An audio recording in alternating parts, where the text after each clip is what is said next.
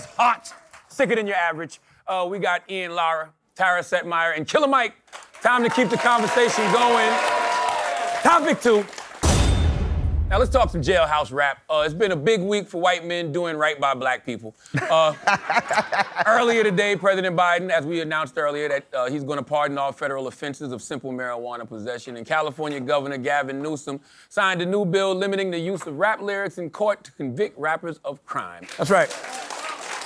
Ian, this gotta be a dream come true for you, right? Because you can finally rap about, smoking weed and not go to jail for it. Listen, I'm pro. I want to hear about your crimes in music. I feel like no, that's I used to have that same mentality, and I feel like I caused the whole generation to be doing this stupid shit they do. No, listen, rap music is to black guys what murder documentaries is to white women. That's how we feel about it. That's how we feel about it. Okay. We don't condone it. It's appalling, but when you hear it, you're like, yo, how many people he killed? This is crazy. I think every rapper should just start a song the same way they start Law and Order. Like, it should just be a disclaimer, like the following bars are completely fictional, not based on true characters. That would be and great. any resemblance to reality is completely coincidence. That would be great. Tell me who you robbed at the gas station. But the problem with hip-hop historically is that we've shamed people for not being real. You know what I mean? Like, you have to keep it real, right? Yeah. Yeah. I don't like that. Like you shouldn't lie. Tekashi, lie about it. We still gonna bump it. I know that's against, Mike, you come from a generation where you had to be real, right? We had to. But now they real, and there's too many people getting killed. I'm also from a generation where we understood we were watching a representation of realness. We knew Scarface was the rapper. Yeah. The stories, in part, came from James Prince. We knew that NWA was a representation of. So, as kids, we weren't as dumb as, like, my kids. Yeah. That's a good... You ain't have TikTok, though. That's the difference. TikTok changes everything. That's a good point, Mike, because I feel like in some of these cases, folks are actually committing crimes, right? And they get put under investigation.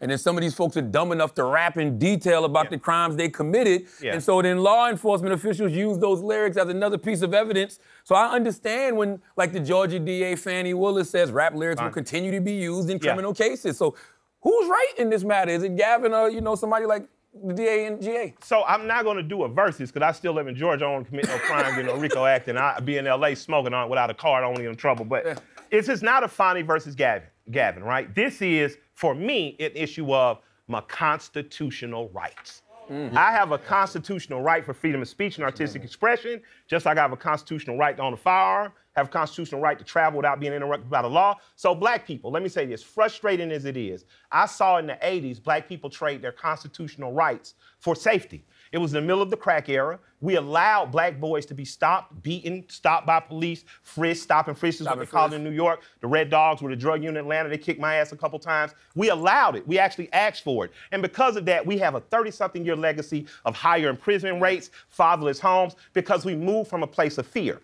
Now, if we allow our First Amendment rights, or rappers' First Amendment rights to be taken, what's gonna happen when you put up a Facebook post about a senator? I wish he'd just die. And the next thing you know, you're being marched out of your office space in handcuffs. There's a white woman named Nancy Brophy who wrote an article, How to Kill Your Husband. A few years later, she killed her husband. That white woman killed the shit out of that white man, took that insurance money, and before she went to East Africa to buy her another husband, they stepped in and said, we're gonna charge you with murder, but you can't use her article. They had to prove it another way. So all I'm saying is fair is fair. Black people, watch out what you advocate for, because the worst and first affected by anything that leans itself toward breaking your constitutional rights is going to affect you first. When they talked about constitutional rights around firearms, first person I saw get locked up was a dude with dreads in Florida. They locked his black ass up just as sure as that AR-15 was in the picture on his Facebook post. So what I'm going to say to you all is, even though it's uncomfortable, even though you don't always like it, you got to stick and be a constitutionalist about that, because Charlamagne will go to jail for some shit Howard Stern never would have. Don't put that in the atmosphere. I don't want you to go to jail, man. I will. I don't want you to go. What about, I agree everything you're saying about the Constitution, but there are street laws too, right? We've always advocated to not snitch. Yes. So what about these brothers who get on these records and snitch on their Well, I didn't get this not snitch laws from the streets. I got it from my mother. Okay. And my mother said, it's 3 of y'all. There's you and your 2 sisters. Figure the shit out amongst yourself. Because if you tell, hold on. But Mike, your mama was a dope. No, my mom did sell drugs. Exactly. Goddamn, look, that was with a white hoe. I would have gotten away with that with a white one. Yeah, my mom was a cocaine trafficker. That's nice. All right. She should rap about that. That's an album I would buy.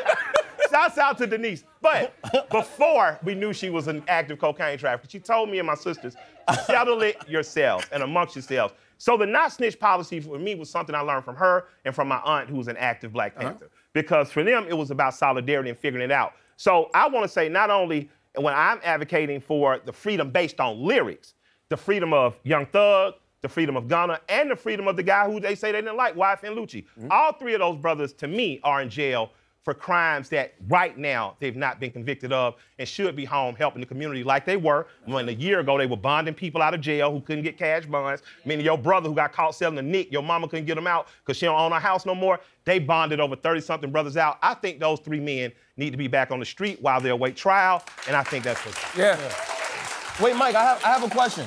I have a question. I don't know how this works. I went to private school, but snitching, when you snitch on somebody, you're protected against yourself. You can tell on yourself. That's not snitching. You just can't tell on somebody else. Well, I didn't write all the street rules, and I know. Oh, you didn't? No, Why would you want to tell on yourself? I'm gonna tell you what I told And that's what they're doing in the song. You said they snitching on yourself, but snitching is on other person, not on yourself. It's not snitching on yourself. If I get on a record and, I say, hey, man, I killed somebody behind the subway, and then they find a body behind the subway.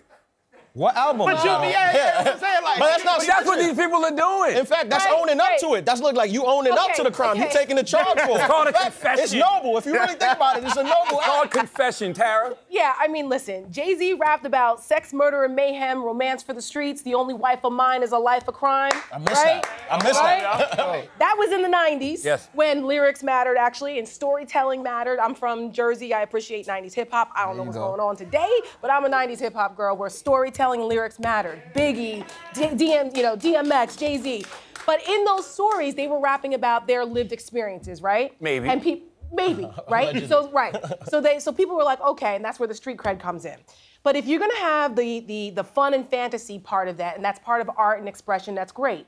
But then if you wanna get real and say, okay, this is about honesty and truth, but then you're talking about crimes you've committed over a beat, as Fannie Willis said, there are consequences to the First Amendment.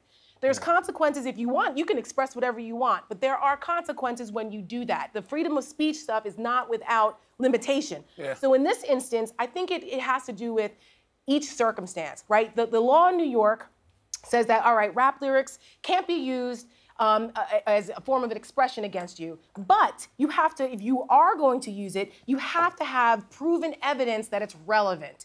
And I think that's a fair compromise. Because in the case in Georgia, these guys are up on RICO charges, and I encourage people to research the case. It's not like they just were in the wrong place at the wrong time. They're talking about assault, attempted murder, robberies. There's a whole criminal activity going on here. That's why they're in jail now, waiting for due process. But if you're talking about bragging about the stuff that you've done in this criminal enterprise that you're allegedly in, how it's affecting your community. I don't think YSL wasn't doing that. The other case in Georgia, the ones that were committing home invasions, they were rapping about it. I was about to say, that's not common because I've rapped about murder, selling drugs. I've rapped about everything you just named. And my name is Killer Mike. Were you brought up on charges? No, but you don't. What I'm saying, no, I was not. But that's what I'm saying about equity and fairness. Nancy Brophy was brought up on charges after writing an article, How to Kill My Husband. They didn't allow her article to be used against her. All I'm saying in terms of lyrically, think about how many times you got on Facebook and said some crazy nut-ass shit. Earlier if you go on Facebook and threaten to kill the president, I didn't say threaten to kill the president. On your door. I said I wish he was dead. They gonna show up at your black ass door. There's limitations. Wait a minute, but it's no difference in art. It's art though. It's no different in art. But that's my point. There's a difference between book called Rap on Trial. You all should get Rap on Trial. It's written by Eric Nielsen, Andrea Dennis. I wrote the foreword. Read the book so you can see the poorer you are, the lower you are. Everyone, there are white boys who wrote Eminem-like lyrics in Michigan and had to go to jail. M didn't have to go to jail because it was understood Aftermath is behind him in the Interscope, and they got the lawyers to afford it. So I'm just going to encourage people, before we move from a place of fear and say, okay, well, you wrote about it, you rapped about it. The guy behind the 7-Eleven, who knows who killed him? I was just rapping about the 7-Eleven. I know because I heard you say it on the record. Right. Nah, that was a different guy. Yeah, I killed the Mexican dude. That dude was Honduran. It's different. It's different. But wait. As a stand-up comedian, it is art. You can't hold me accountable for what. Well, you can hold me accountable because the First Amendment protects you from being in prison. It doesn't protect you from being held accountable by. There's always society. Consequences to it. Right, there's consequences. But like a joke, you can't come up to me and tell me like, yo, you said this joke about this. You actually did this. Like, no, it's a joke. I'm creating art. But the difference is we're conflating how it's being applied. If there's an active criminal case and there's detectives and there's evidence and there's a trial, that your due process rights are being, explored, and then you have this evidence that, oh, wait a minute, this person not only are they accused of X, Y, and Z, but they rapped about X, Y, and Z, and it kind of matches here. So we're going to bring that in. I said Honduran. He was Mexican. Yes, it's very different. Early child report. So I think that we need to be very careful. To your point, we need to be careful though also about what we condone and rationalize in our own communities too, because these could be people that are committing crimes against your own people, and then you're that's the biggest part. It's gang violence. Why is Hunter Biden not in jail? Because he don't rap. I saw that nigga smoking crack. I seen him with a prostitute. That motherfucker out smoking crack doing business in Ukraine now. Thug told me he bought Balenciaga, and I know that not to be true. So why in our community I don't like when we bring up Thug. Don't what about it? No. What I'm saying is the guys that we're currently cheering for to be in jail are still allegedly. Yeah. They're being charged. They're not guilty, yet we talk from a place I ain't talking about them. No, but they're entitled I'm talking about them young dudes who smoking on packs. Crack. Yeah, but what about them on TV? But Mike, what about them rappers who be on record smoking packs and they're actually naming people that they actually killed? Did they name that? We killed the Jets, they got killed in the versus hood. See, because that nuance kind of comes. See, because a lot of the rappers, again, rappers are the representatives of the real gangsters. Yeah. A lot of times rappers like, the op get killed, they get about, oh, my op got shot. Yeah, he just rapping. He not the killer. The killer's the tall, quiet nigga in the corner. You know what, though? That used to be the case. Now they, Not nowadays. That's right. Hey. They really out here. Nowadays, the man with the microphone is also holding the gun. I go back to Nancy and Brophy. Glorified for it. I go back to Nancy Brophy. We glorify killers all the time. By the way, we love killers in this country. But hold on though.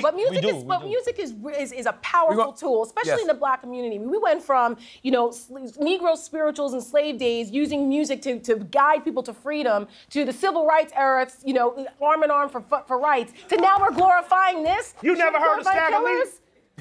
Have you ever heard of Stagger Lee? Yes. What is Stagger Lee? Okay, what's Stagger Lee? Stagger Lee was a pimp who wore a Stetson cap, who killed the nigga for knocking off his cap and wrote a song about it. What was the name of the song? Stagger Lee, nigga. I mean, Stagger Lee.